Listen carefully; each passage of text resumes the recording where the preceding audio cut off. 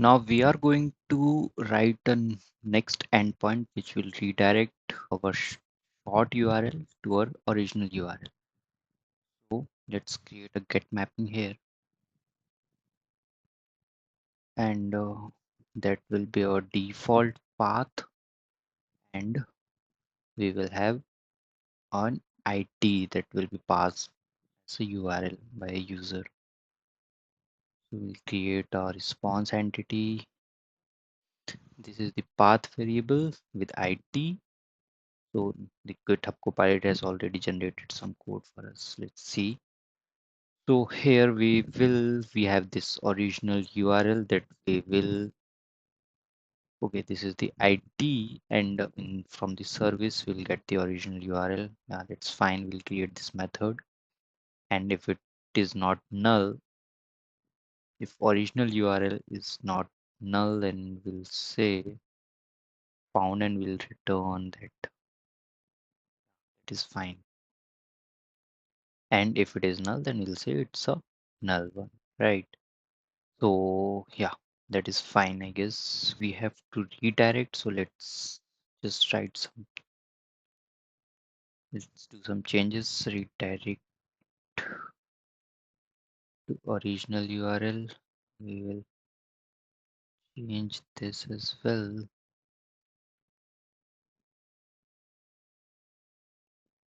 So let's go here. Let's create this function.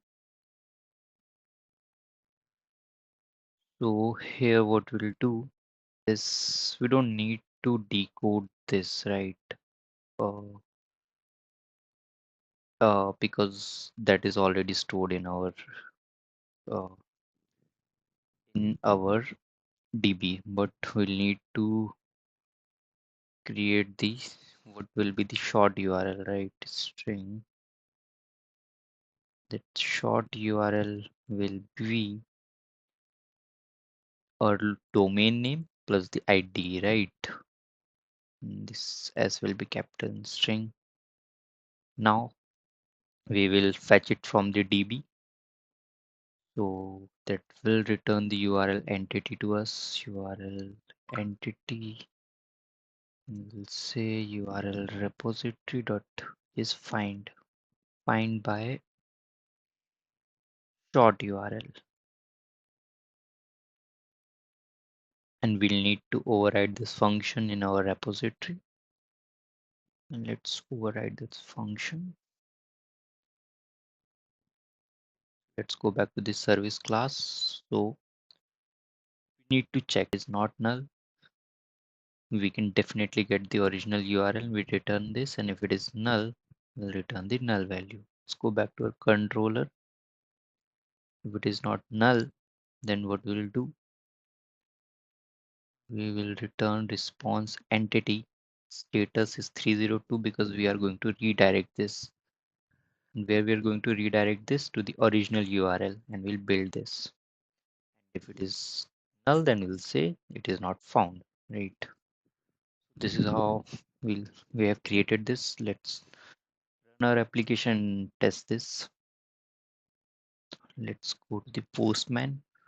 So we have this URL already, right? Copy this. Let's try to run this in our Chrome. It has redirected us to this lead code page, right? That was the original URL that we have stored. So that's great. But there's a problem right now. We have not implemented the Redis here.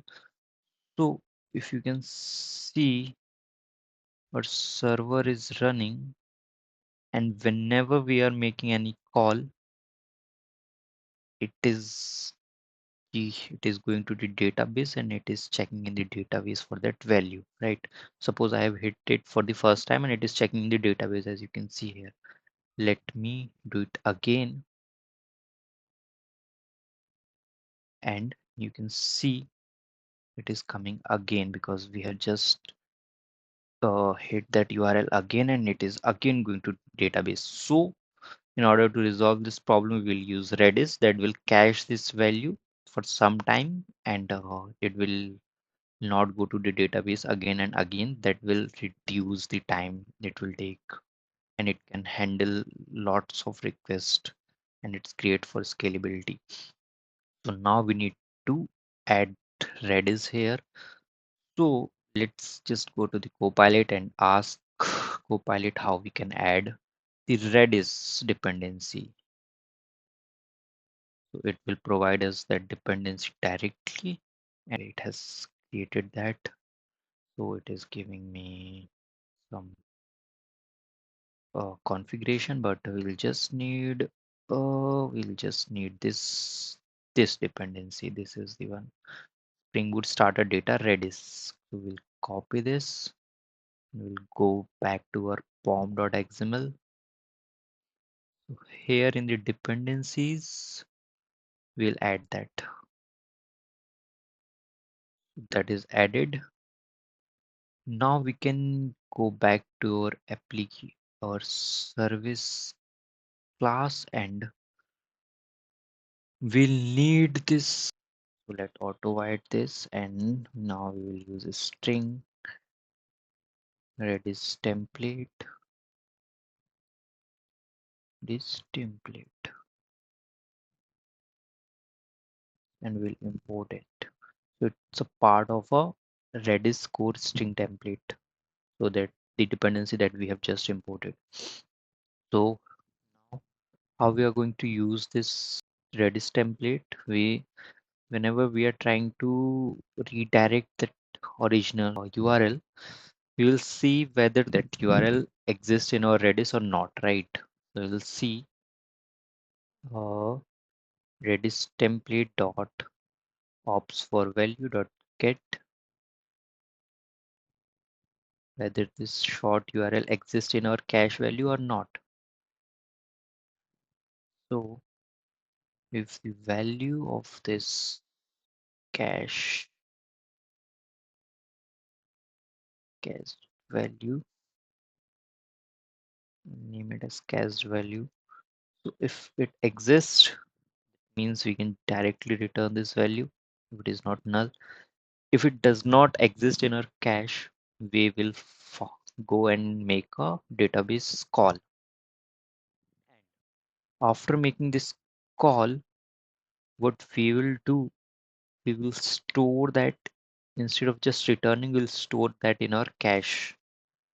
So yeah, we'll share. So this short URL will be cached with the original URL, and we'll need a time frame for which we are going to cache our value. Let us suppose we are only caching it for 60 minutes, but in order to show you demo, I'll make it 2 minutes only, right? So in our application properties, I have that cache expiration instead of minutes. I mean, yeah, it is a minute.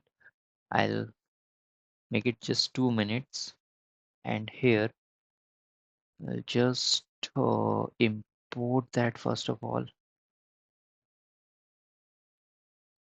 So that is at the value annotation we will use. So here uh, I think the dollar sign.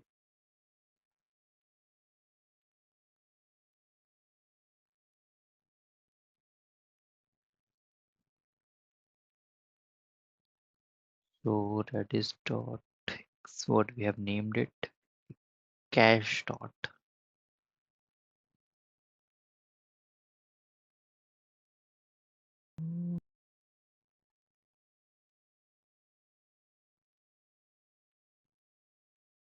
Okay, so we have missed the double quotes here.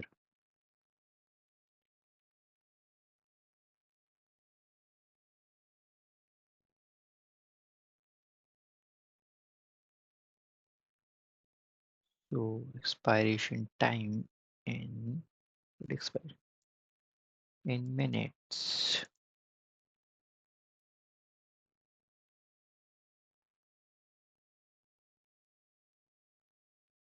So here we will use this expiration time but I guess by default it takes seconds. So let's just do one thing instead of minutes. Just call it expiration time, and here I'll give it 60 seconds.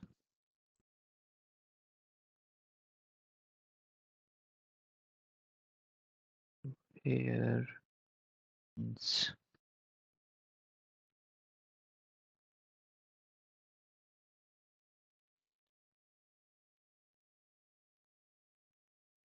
see.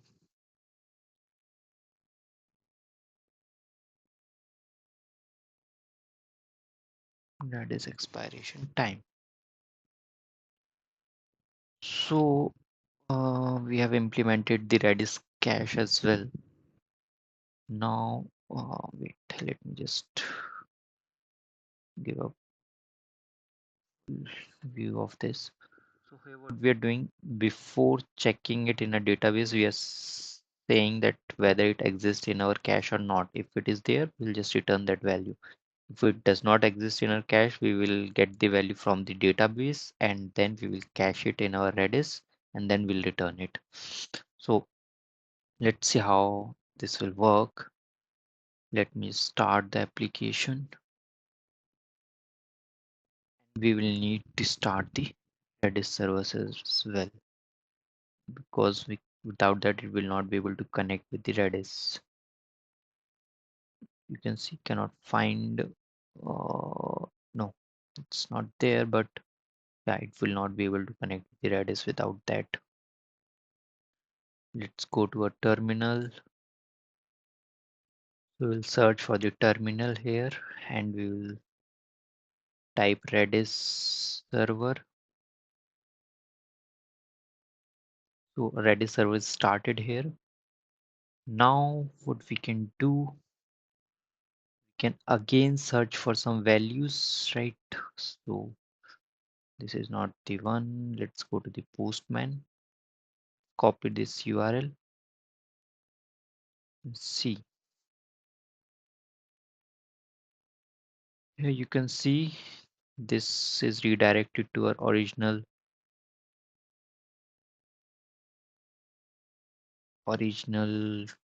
URL, but it has made one db command, but whenever we'll run it again, it will not go and search in db. Let's see. Let us just hit it again.